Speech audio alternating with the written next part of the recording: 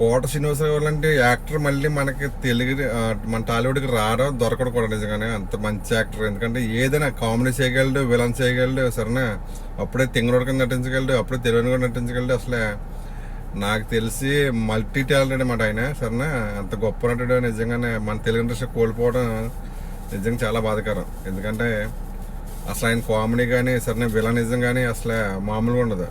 గణేష్ తర్వాత దూకుడులో సీన్ ఉంటుంది, వెనక్కి తిరిగి చూసి మా నాన్న అది ఒక మాట చెప్పాడు, నేను ఎవరైతే కన్నెత్తి చూస్తున్నా వాళ్ళు నాశమైపోతారని. కన్ను సూపు కానీ నిజంగా ఎక్సలెంట్ యాక్టర్ అనమాట. అసలు మనం చెప్పుకున్నంత స్థాయి కదా అయింది, సరేనా.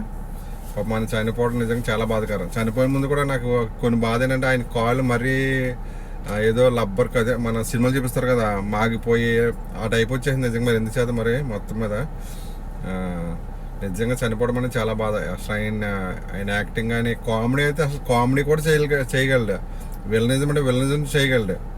ఒక తండ్రి పాత్ర కానీ, మాంగారి పాత్ర కానీ అసలు ఆయన చేయలేడు అనడానికి ఏది ఉండదు, ఏదన్నా చేయగలడు. ఏ క్యారెక్టర్ చేయగలరు సత్తా ఉన్న ఒకే ఒక్క ఆర్టిస్ట్ అనమాట ఆయన.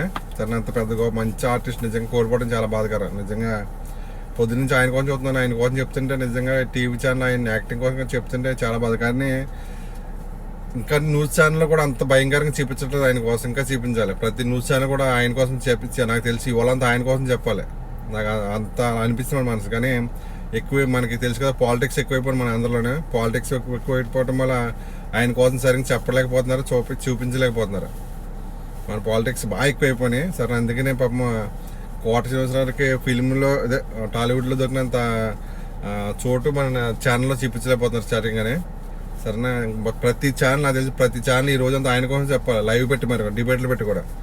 కానీ చెప్పడం లేదు, మనకి పాలిటిక్స్ ఎక్కువైపోయినాయి కదా. కానీ నిజంగా మంచి యాక్టర్ని కోల్పోయాం నిజంగానే.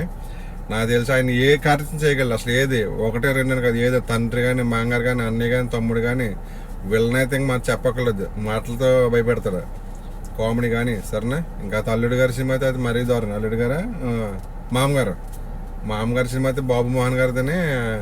తర్వాత కోర్సం గారి అసలు మనం చెప్పక్కర్లేదు, అసలు మాటలు వర్ణించాలని యాక్టింగ్ ఉంటుంది నిజంగా. ఆయన మళ్ళీ పుట్టడా మళ్ళీ టాలీవుడ్కి ఆయన అలాంటి యాక్టర్ మళ్ళీ రాడా, ఇది నిజం.